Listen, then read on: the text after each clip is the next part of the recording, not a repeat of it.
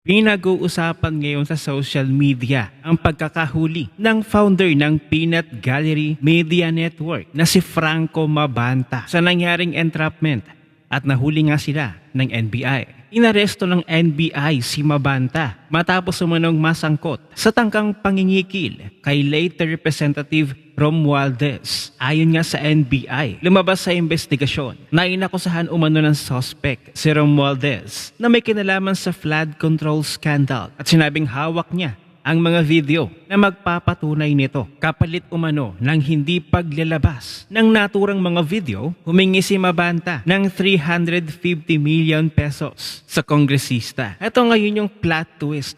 Itong si Auntie Claire, pinalalabas na isang DDS itong si Franco Mabanta na may kaugnayan sa mga Duterte na naman. Nang matanong na naman kasi ito ng media, abay itinuro ni Auntie Claire na may ugnayan daw itong si Franco Mabanta sa mga Duterte. Katunayan nga niyan ay nagpakita ng mga litrato o resibo daw ni Auntie mo Claire na may kaugnayan daw si Franco Mabanta dito sa mga Duterte. Ang sabi pa niya dito, hindi po siya kaibigan ng Pangulo. Pero siguro mas nanaisin ko po kung ito ang inyong itatanong, kung ano ang relasyon niya sa mga Duterte. Grabe no, kapag may mga isyong ganito, porke nakasama lamang ang mga Duterte ay ka-close na. Pero syempre hindi naman papayag ang mga taga-suporta ng mga Duterte na madiin na naman sila sa issue na ito. Ay pinakita ni Teo Moreno ang video na ito na noong nag-celebrate ng birthday itong si Franco Mabanta ay inimbitahan pa siya sa kanyang kaarawan noon. Abay sa bahay pa ni BBM sa Forbes Park. Panoorin natin ito. Ayun. Oh. Wow. May pa-surprise pa. O sa bahay daw ito ni BBM sa Forbes Park. Okay. Nasaan na? Nasaan na si Mr. President? Oh, ayun si Liza. Oh, ayan. Si BBM.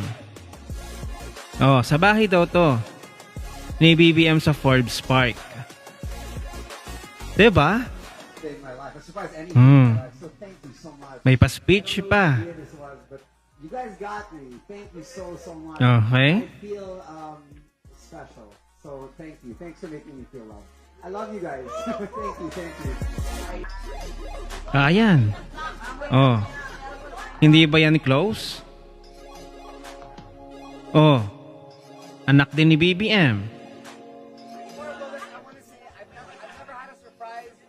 Ayun. From here on in, I will never trust anyone. Ay. I love you so much. Thank you. Diba? Sino ngayon? Yan. Nakita nyo na. Oh, sino ngayon? Auntie Claire. Tanong ng taong bayan, sino talaga ang close ni Franco Mabanta, ang mga Duterte ba? O itong si BBM? Sino ba naman ng taong iimbitahan ka sa mismong kaarawan mo, sa bahay mo, doon pa mag-celebrate ng iyong birthday? Abay, napaka-special mo naman. Anong tawag mo doon? Hindi close, Auntie Claire? At may nalalaman ka pang pagpapakita, ng picture ni Franco Mabanta kasama si VP Sara at si dating Pangulong Duterte, na parang nagpa-picture lang naman parang nasa event lang naman. Pero itong kay Franco Mabanta, hindi natin may pagkakaila na nasa bahay daw ni BBM sa Forbes Park at doon pa nag-celebrate ng birthday. So ano yun? Hindi ba special ang tawag doon? Ay bakit naging special? Kasi ka-close. O ngayon, ibalik natin yung tanong, Auntie Claire. Sino ngayon ang may kaugnayan kay Franco Mabanta? Ito yung mga litrato o mga picture nakasama ni Franco Mabanta. Itong sina BBM, si Liza, at ang saya-saya pa nga. Nagtatawanan pa. At para rin sa inyong kaalaman itong si Franco Mabanta ay social media strategist ni BBM. Hindi ko lang alam kung hanggang ngayon siya pa din. Pero yung katotohanan ay si Franco Mabanta ay talagang naging social media director ni BBM. Yun ang katotohanan. Heto pa may nakita pa tayong post ni Franco Mabanta.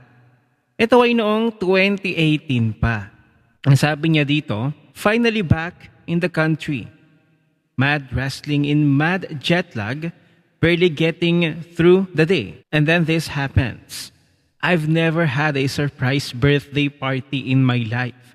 Thank you to my best friend, Friends Gerald Reyes, Imperial, Tito Bongbong, and Tita Liza Marcos.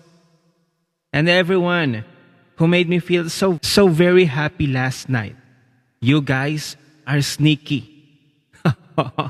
From the word Tito Bongbong and Tita Liza Marcos. Hindi pa ba obvious yan, Auntie Claire? Hindi pa ba yan close sa'yo? Ha? Ang suspecha pa nga ng mga netizens ay parang na-set up lang itong si Franco Mabanta at ang ililihis nyo na naman na issue, palalabasin nyo na naman na ang issue na ito na kinasangkot ni Franco Mabanta ay iuugnay nyo na naman sa mga Duterte. Another kasiraan na naman sa mga Duterte. Pero ngayon, Auntie Claire, research din kung sino ba talaga yung kaklose ni Franco Mabanta. Back to you katuloy ngayon, Auntie Claire. Baka naman sasabihin nyo na naman, AI yung video, AI yung mga photo, dahil sablay ang inyong script. Grabe hindi mo alam kung talagang nagsasabi ba ng totoo itong si Auntie Claire. At kapag nagkakaroon ng issue na ganito na hulihan, ay lagi niyang iniuugnay sa mga Duterte na para bang lahat ng nangyayaring masama sa Pilipinas ay kasalanan ng mga Duterte.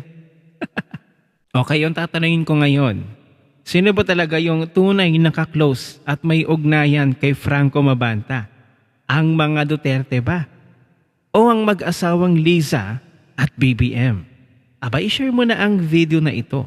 Mag-iwan ng comment at lagyan sa ibaba at magkita-kita ulit tayo sa susunod na video.